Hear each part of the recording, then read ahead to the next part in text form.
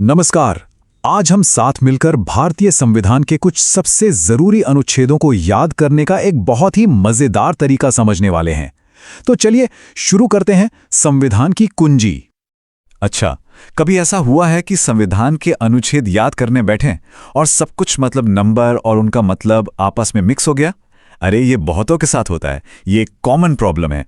पर अच्छी बात यह है कि इसका एक बहुत ही सिंपल सा सल्यूशन है। तो चलिए उस सारी कंफ्यूजन को हमेशा के लिए दूर करते हैं। आज हम एक ऐसा आसान और अनोखा तरीका सीखने वाले हैं जो इन मुश्किल नंबरों को एकदम उंगलियों पर ले आएगा। ठीक है, तो अब वक्त है इस सीक्रेट से पर्दा उठाने का। देखिए, ये कोई जादू नहीं है बल्कि एक मजेदार दिमागी ट्रिक है जो नंबर्स और शब्दों के बीच एक कनेक्शन बनाती है। तो यही है वो सीक्रेट, हमारी कुंजी। देखिए, सिर्फ 3 सिंपल स्टेप्स हैं। स्टेप 1, नंबर को एक अक्षर की आवाज से जोड़ना है, जैसे 1 के लिए का, 2 के लिए खा, है ना। स्टेप 2, उस अक्षर से कोई भी आसान सा शब्द बना लेना है। और फिर स्टेप 3, उस शब्द को अनुच्छेद के असली मतलब से कनेक्ट कर देना है। बस, सुनने में काफी आसान लग रहा है ना। चलिए फिर इसे सीधे एक्शन में देखते हैं। हम शुरुआत कर रहे हैं भाग 1 से। ये भारत के बेसिक स्ट्रक्चर यानी उसके इलाके और राज्यों के बारे में बताता है। ये है आर्टिकल्स 1 से 4। देखिए जरा, ये कितना सिंपल है। आर्टिकल 1, क से कायाकल्प, भारत राज्यों का एक संघ है। आर्टिकल 2, ख से खुला दरवाजा, मतलब संसद नए राज्यों को एंट्री दे सकती है। आर्टिकल 3, ग से ग्लोब, राज्यों की बाउंड्री को बदला जा सकता है। और आर्टिकल 4, घ से घर, यानी अनुसूची में बदलाव। देखा, ये चारों मिलकर भारत का पूरा नक्शा बना देते हैं। अच्छा, अब जब देश का ढांचा समझ आ गया तो सवाल उठता है कि भाई इस देश का नागरिक कौन है। तो चलिए अब भाग 2 पर चलते हैं, जो हमें नागरिकता के नियम समझाता है। अनुच्छेद 5 से 11 तक।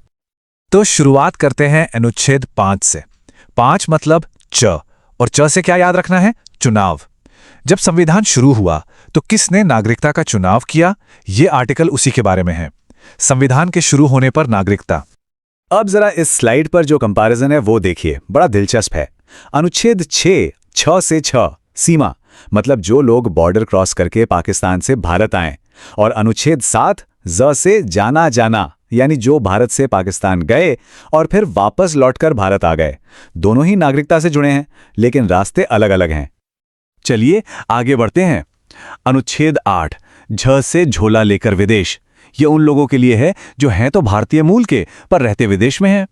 फिर है अनुच्छेद 9, ट से टाटा बाय बाय। इसका मतलब साफ है, अगर किसी ने दूसरे देश की नागरिकता ले ली तो भारतीय नागरिकता को टाटा। और अनुच्छेद 10, ठ से ठहराव, यानी नागरिकता के अधिकारों का बने रहना। और अब आते हैं इस सेक्शन के आखिरी आर्टिकल पर, आर्टिकल 11। 11 मतलब ड, और ड से क्या याद रखेंगे?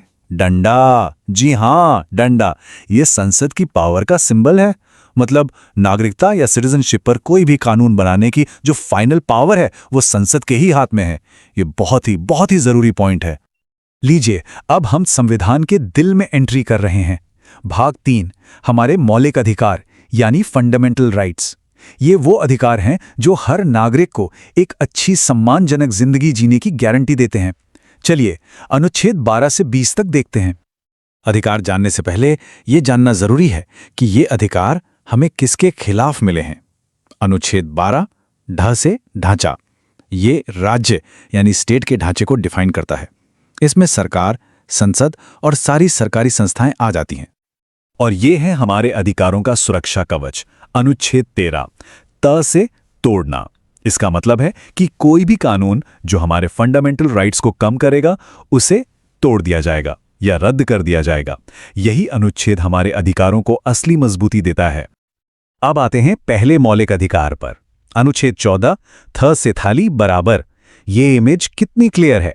कानून की नजर में सब बराबर हैं, ठीक वैसे ही जैसे सबको बराबर थाली में खाना मिलना चाहिए।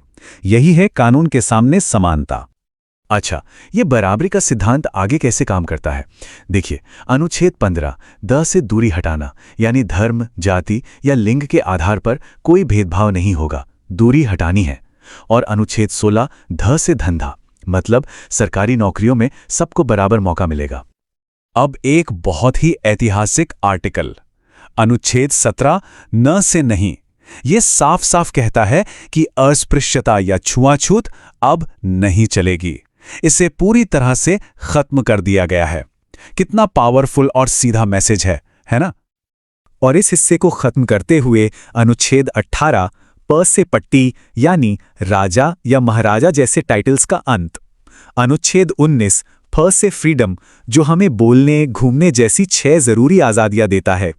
और अनुच्छेद 20 ब से बचाव, जो हमें अपराधों के लिए सजा के मामले में प्रोटेक्शन देता है। तो लीजिए, इसी के साथ हमने संविधान के पहले 20 फाउंडेशनल आर्टिकल्स को याद करने का तरीका सीख लिया है। अब ये सिर्फ नंबर्स नहीं हैं, बल्कि ये कहानियों और शब्दों का एक कलेक्शन बन गए हैं। तो चलिए एक बार जल्दी से दोहराते हैं कि आखिर ये ट्रिक काम कैसे करती है। असल में इसकी खूबसूरती इसकी सिंप्लिसिटी में है। ये हमारे दिमागी पैटर्न पहचानने की नेचुरल एबिलिटी को इस्तेमाल करती है। ये स्लाइड पूरी टेक्निक का निचोड़ है। देखिए, अनुच्छेद 14 नंबर 14 से आवाज आई थ से शब्द बना थाली बराबर, और थाली बराबर का मतलब एकदम साफ है, कानून के सामने समानता। नंबर से आवाज, आवाज से शब्द, और शब्द से एक पूरा आइडिया। इसकी असली पावर एक नंबर को एक आवाज से, उस आवाज को एक शब्द से और उस शब्द को एक बड़े आइडिया से जोड़ने में ही है। ये रटना नहीं है, बल्कि समझना और याद रखना है। और ये स्किल अब हमारे पास है। और जाते जाते एक सवाल छोड़ जाते हैं सोचने के लिए। अब जब ये अधिकार और कानून सिर्फ किताबों के पन्नों में नहीं बल्कि हमारे यादों में बस गए हैं, तो सोचने वाली बात है कि ये हमारी रोजमर्रा की जिंदगी में क्या मायने रखते हैं। इस पे जरूर सोचिएगा।